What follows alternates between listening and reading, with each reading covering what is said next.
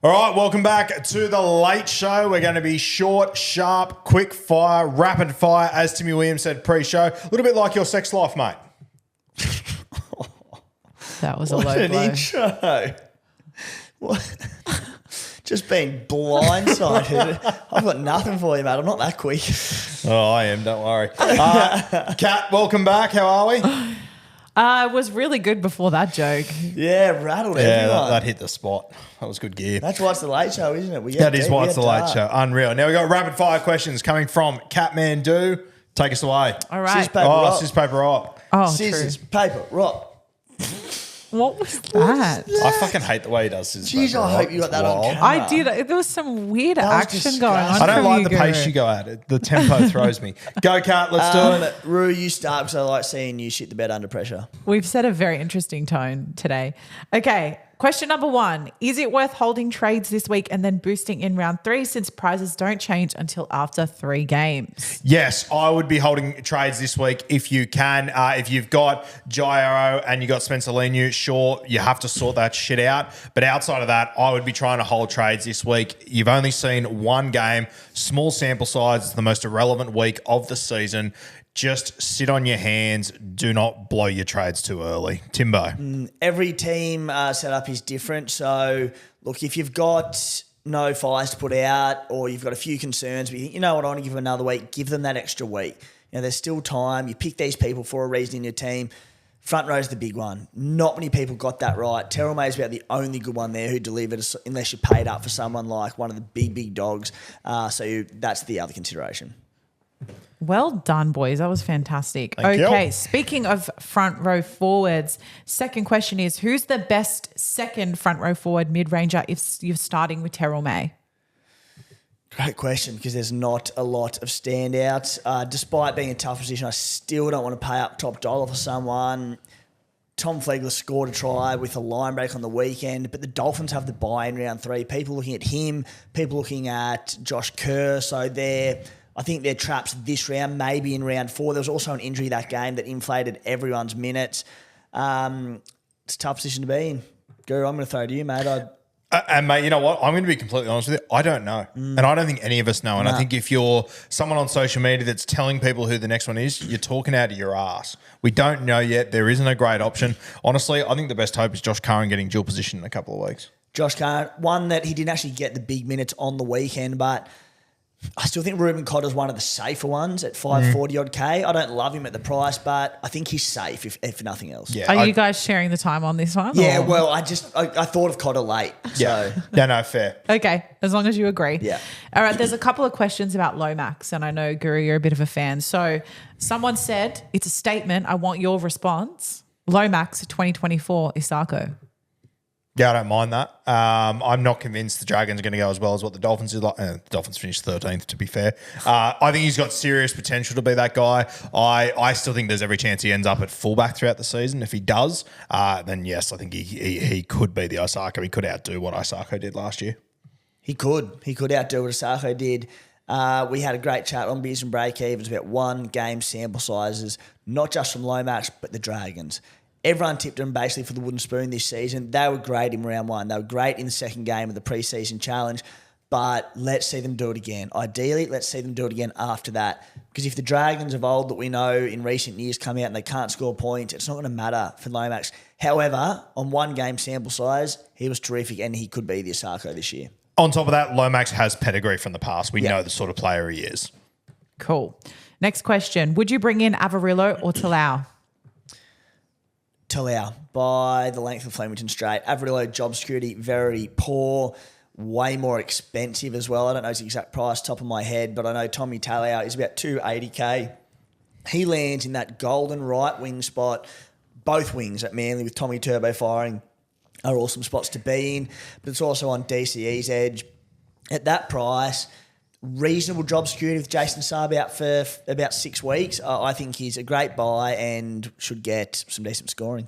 I gave Timmy an extra of my 6 seconds there because that's the answer. That's sorted. Thanks, mate. Wow. You guys are so nice to each other. We today. are. It's About it. You weird. feeling right, mate? I went at you pretty early about your sex life. So There's a lot to climb back from with that one. Okay, guys, bit of a change of pace. Big plans for the Redcliffe trip apart from the footy and live show. I'll tell you what. Can I jump in here very quickly? So the plan was for us to go Saturday, Sunday. Timmy and Maddie, you guys are going Saturday, Sunday. And when we booked this 3 weeks ago, I was like, oh, you know what? That's going to be week 2 of Jersey Flag. I want to watch my brother Josh play. I'm just going to go up on Sunday so I can watch him Saturday. Shout out to Josh, even though he wasn't picked this week. And I looked at the draw last week. They're the only fucking game on Sunday. So I couldn't have watched it regardless, even if I wanted to. My plans are going to be very low key. I'll be flying up Sunday, fly in, fly out stuff. What are you two doing? Mate, so I'm not a coward and use my brother as an excuse to go and have a beer with the boys. I don't try and weasel out of it like I can. Me and Maddie said, you know what? Let's get the boys together. What a great chance to go to sunny, beautiful Redcliffe. You know, I've always been a big believer in the Dolphins, so I'll go and have a beer with the locals there and just enjoy it. So we're going up Saturday. We'll be watching the races, watching the footy. See you Sunday. Imagine calling me a coward for not going to Redcliffe when you didn't come to fucking Las Vegas. Oh, mate, I'm a professional. Unbelievable. Take us away, Kat. Oh, this is so funny. All right. Who was the priority trade? Smithies or Duncan or Kai Pearce-Paul? Oh, Smithies by a country fucking mile, and it's not even close for me. Yep, I only need 4 seconds. Shock me. I think KPP and Tallis are big watchers, but I'm far from convinced. I actually prefer KPP over Tallis Duncan at the moment. Yeah, I'm just going to stick to the question because Smithies was such an easy answer. Yeah. All right. Unreal. Good stuff, guys. Now, this is a good one because you're both experts. I want you to summarize this as quickly as you can. How does a trade work? Whose turn is it? It's you, Timmy. Good. How does a trade work? Talk us through what a trade is, how it works, how you approach it. You I have had a 30 question seconds. similar on the Playbook podcast, so I'm going to make it easier for myself. What is the difference between a trade and a trade boost? People don't know what a trade boost is.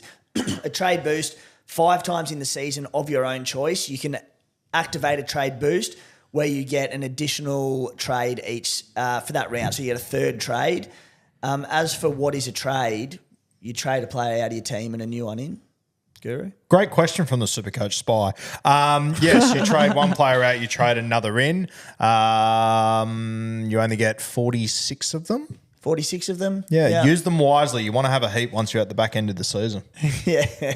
Great question, Spy. Very good. Yeah. Okay. Can you do a quick, speaking of explanations, can you now do a quick explanation on how to loop? Roo. Okay, looping, you have a VC in your team if he does well, which is 110, 120 plus. Honestly, at this time of the year, it might be 100 plus realistically. You then take a non-playing player that is on your reserves. You put him in their starting team. You captain then. It'll double your points. Then your 17th player will be your lowest scoring on your pine. What have I forgotten? No, pretty well got it there, mate. So obviously the risk is that, the lowest player in your entire 25-man squad comes in and replaces the non-playing player in your 17-man squad. Generally, during the year, you want sort of a score of 140, 150 plus to activate the loophole, as you sort of alluded to briefly, Guru. Early in the year, as we saw last weekend with all the poor captains, it's a little bit different. You can maybe take a 110 or 120, but at the same time, our squads are a lot weaker. So that auto emergency that comes in could be like 15 points, like a farmer silly. So risky. In saying that, like you have a look at last week, if you would have looped Latrell Mitchell's score, you're laughing. You're flying all of a sudden. So it's week to week dependent. Early in the season, their lowest scores. As we get closer, as we get further into the season, you're going to want your big 150 pluses, as Timbo said. Okay, very nice. Now, Willison to Galvin, is this a trade? What's an interesting one? No, not yet. Willison, as soon as this week, it wouldn't shock me to see him actually playing, coming off the bench come game day. It might take another week. If there's an injury or two to the Broncos middles as well, he could come in and just slot in and be that fourth front row forward. There still might be some money in him. If you can make that trade in 2 weeks, once we've seen Lockie Galvin, if he looks good, scores okay, more importantly, if he holds that spot, make the trade. Don't need to do it this week. Sit on your hands with Galvin, just watch, take it in. He's got Caesar sitting on the bench. There's just no.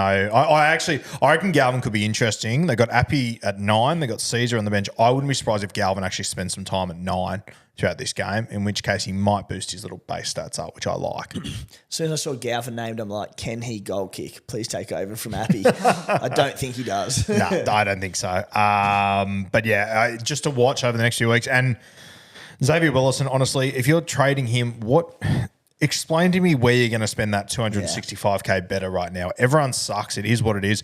He might not suck. Based on the trials, I think he's going to be pretty damn handy when he gets in. Willison to Henry next week might be an option. Potentially.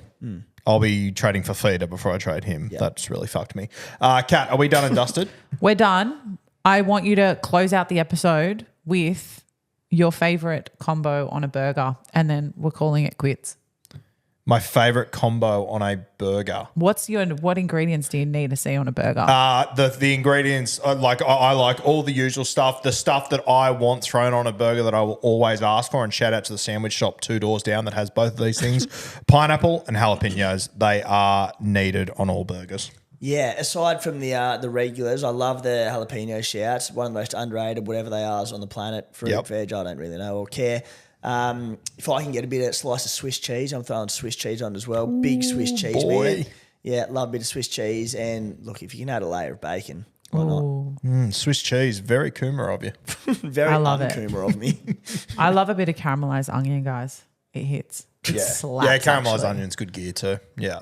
All right. Are we both pineapple people or not? Nah. No. Oh, I love pineapple on a burger. Fuck, it's good. No.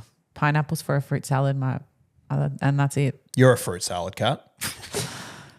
You're on fire today. I think we should end this. A lot of anger. Yeah, it's been a big 24 hours. I think he woke up on the wrong side of the bed, but anyway, that happens. I got 2 wrong sides of the bed on a Wednesday. All right, we're going to hit the road. Thank you for joining us once again. Anything else before we go, Timbo?